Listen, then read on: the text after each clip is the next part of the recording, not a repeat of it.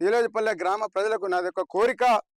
నాకు ఈ నీలోజిపల్లిలో ఇప్పుడు 2 సార్లు సర్పంచ్గా గెలిచిర్రు. మూడోసారి కాంగ్రెస్ పార్టీ అధికారంలో ఉన్నది. అధికారంలో ఉన్నవాడిని గెలిపి ప్రతిపక్షంలో కొట్లాడిన అధికారంలో లేనప్పుడే పనులు చేసిర్రు ఇంకా. పనులు చేయించిన అధికారం ఉన్నది. నాకు సత్యమన్నతో సాన్నిహిత్య సంబంధాలున్నాయి. మంత్రి ప్రభాకర్‌తో సంబంధం ఉన్నది. డైరెక్ట్ ముఖ్యమంత్రితో నేరుగా సంబంధం ఉన్నది.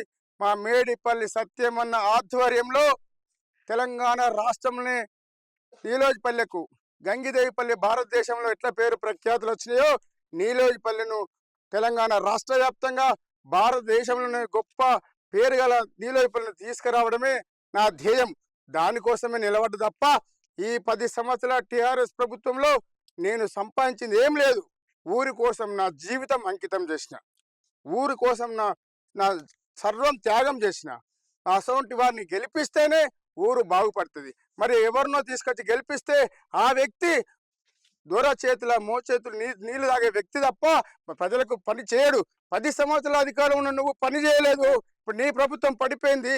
నువ్వు ఎవరి దగ్గరికి పోయి పనులు చేసుకొస్తావు? ఏం చేస్తావు? స్పష్టమైన హామీ ఇవ్వు.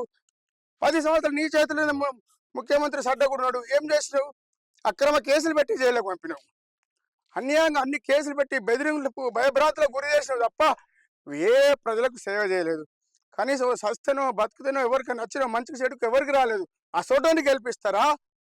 పనులు చేసేటోడిని, ప్రజలకు అండగా ఉండేటోడిని, మంచికి చెడుకు వచ్చేటోడిని గెలిపిస్తారా? నిర్ణయం మీదే. నన్ను గెలిపిస్తే ఊరిని బాగు చేస్తా, అతన్ని గెలిపిస్తే దొర దగ్గరకు పోయి కూర్చుంటాడు. ఇది ఆలోచించని చెప్తున్నా. థ్యాంక్ యూ అన్న, థ్యాంక్ యూ.